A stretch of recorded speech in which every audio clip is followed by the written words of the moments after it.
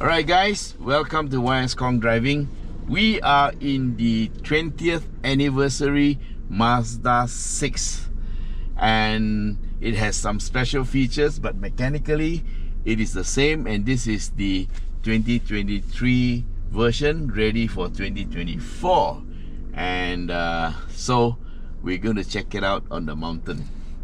Alright, first thing first, we will go to sport mode, and of course you'll got paddle shifters, and we will go to drive and go to manual. Alright, so Mazda built this car very well for people who have sporty instincts.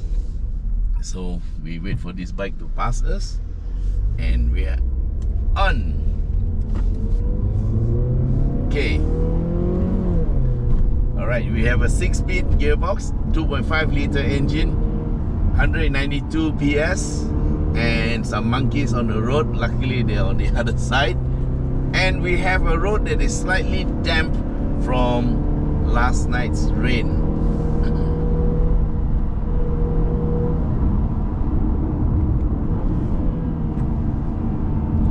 Okay, just checking out the car, because I haven't driven a Mazda 6 for a very long time.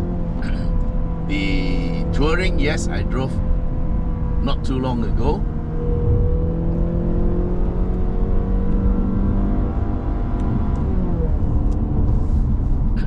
Okay, I was on the ref limiter for a second or so, so that's the safety for the car.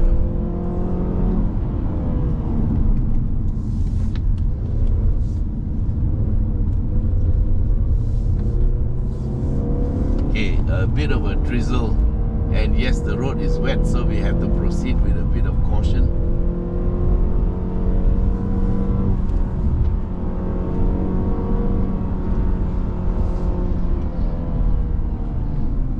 Okay, for those of you not familiar with cars, yeah, just remember, when you are going up a hill and you want to use all the horsepower that's available, you have to rev the engine up a bit.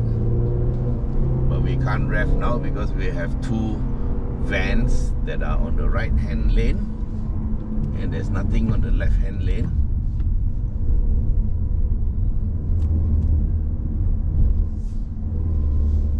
And it looks like we have to overtake them on the left.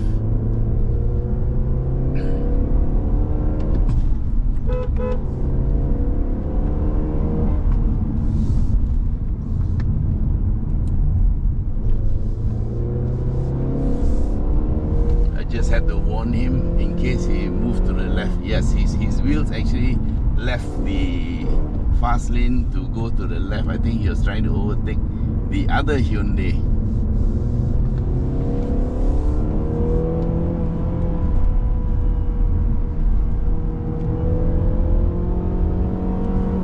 Okay, it's wet, it's a bit misty, but our lights are on. Yes, they are. And we are taking it easy.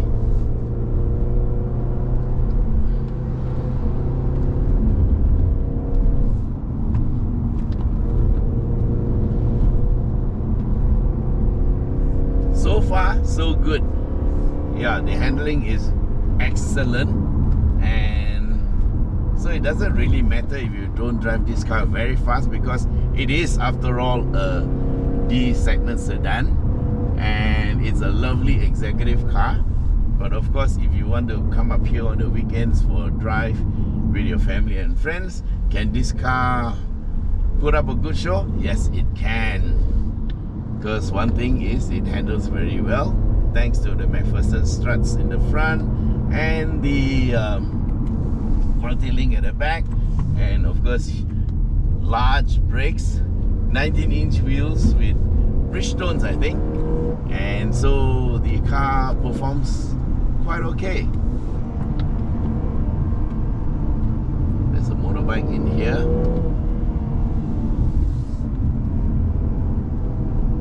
He's giving me room, but I want to give him room. Thank you so much. truck. See, that's the importance of lights. He has his lights on, which is good. Just want to make sure my lights are on. Yes, double sure I turn it on instead of relying on the auto headlight system. Oh no! Okay, we have to proceed with caution because it's misty, and one of the reasons is because I'm afraid that there will be cars without lights on. Okay, so you see there's one car in front and he's got his lights on. Thank you so much. So remember guys, in the mist and in the rain, the reason why you have your lights on is not for you to see, but for others to see you. Look at that. See this truck in front? He's got his lights on and he's keeping to one side.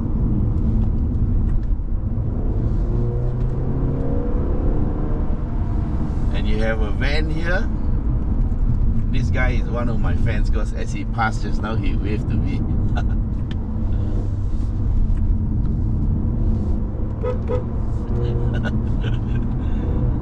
He had his thumbs up.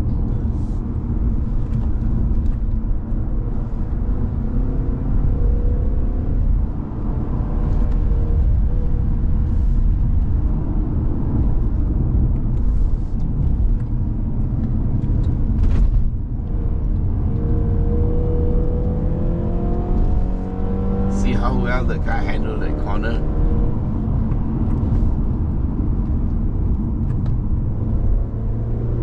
Very nice. Somebody's fender on the right hand side. Must have been an adventure from last night.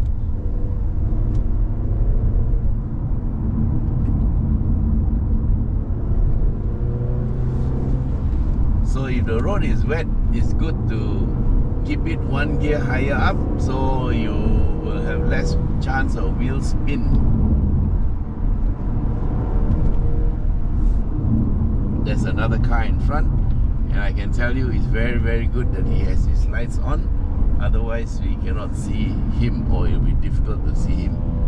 So that's why in the mist you have to be careful. And there's two motorbikes in front. Maybe you can only see one. There are three, and the one in, oh, this car just came out without stopping. Never mind.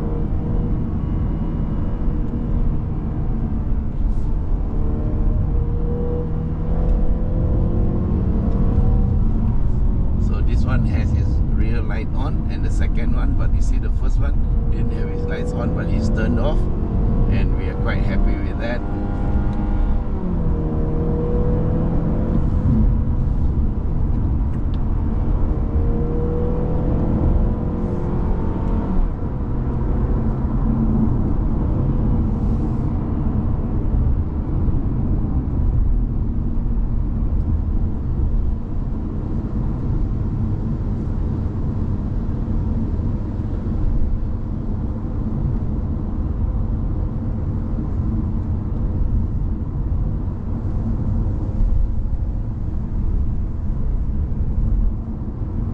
So this bus is taking up a lot of the lane, and I was not confident about passing him on the left because he's such a big bus and I have to make sure he can see me.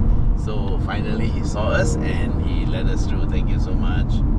And we are here at the first roundabout.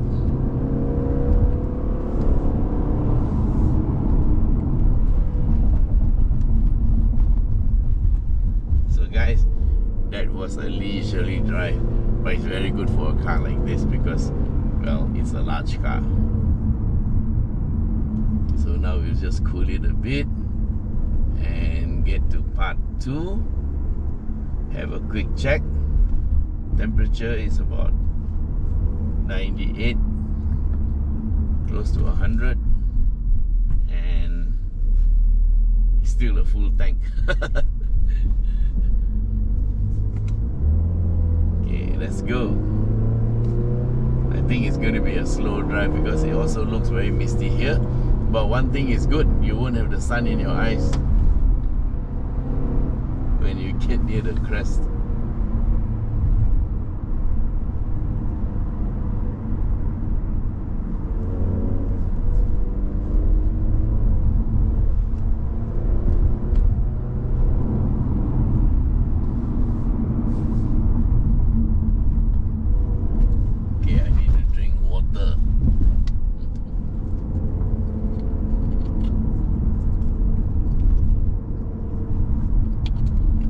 the talking leaves your mouth very dry.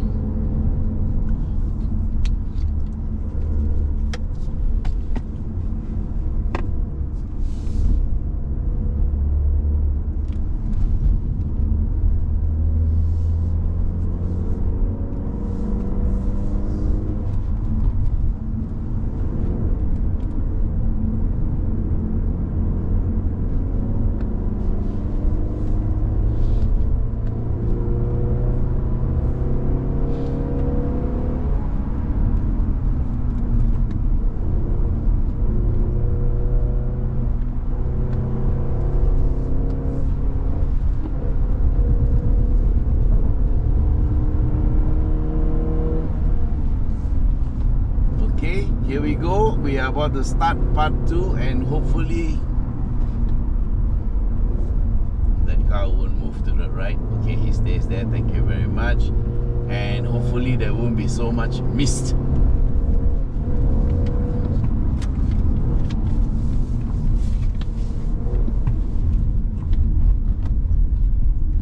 Wet. A bit of understeer there. But it's good to have a car that understeers, because it's easier to control understeer than oversteer, yeah? So to cure understeer, guys, what you need to do is to lift off on the accelerator when it happens, and then wait for the grip to come back, and there you are. Whereas for oversteer, you can get into trouble.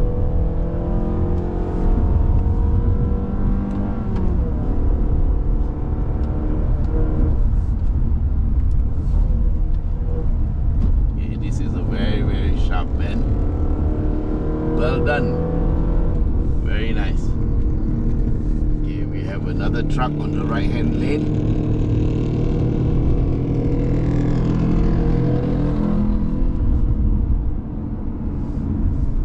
Okay, this is a very sharp bend.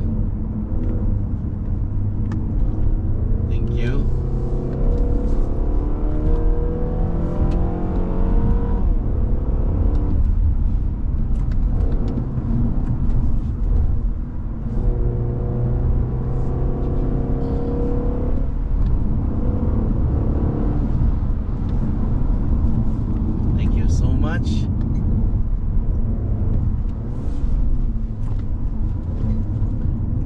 Oh, he's very fast. But thank you for letting us through.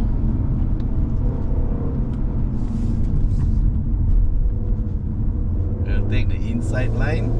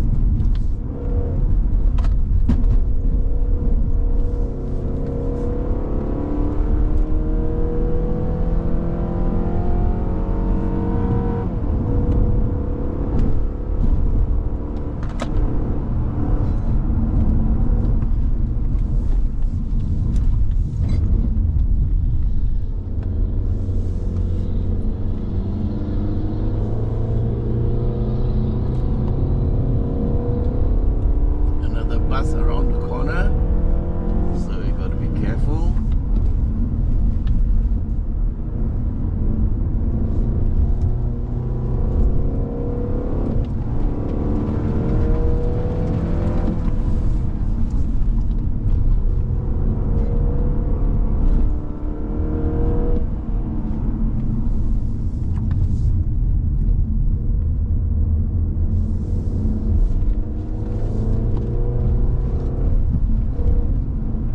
And yes, we turn off traction control and stability control, so there's no interference.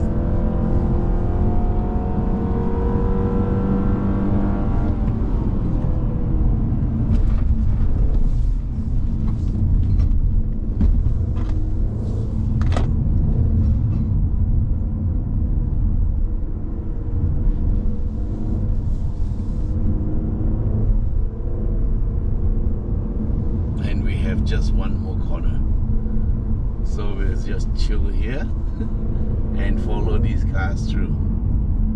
Okay guys, so that's our drive up Genting. We're here and in one piece.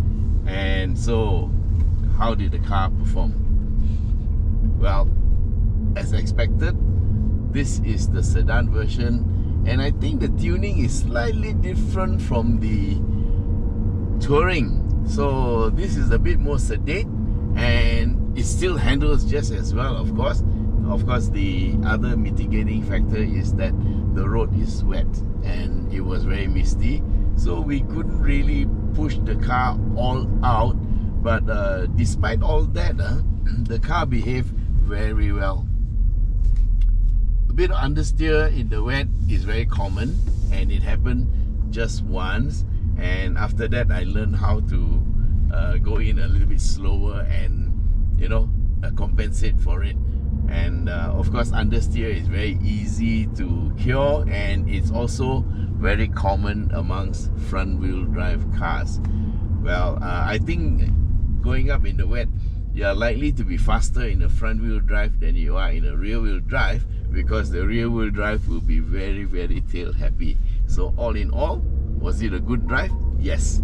And anyway, if you are looking for this car, it's 240,848, and that is without insurance. And you can go to shop.yskhongdriving.com or send me a WhatsApp at 016-335-0609.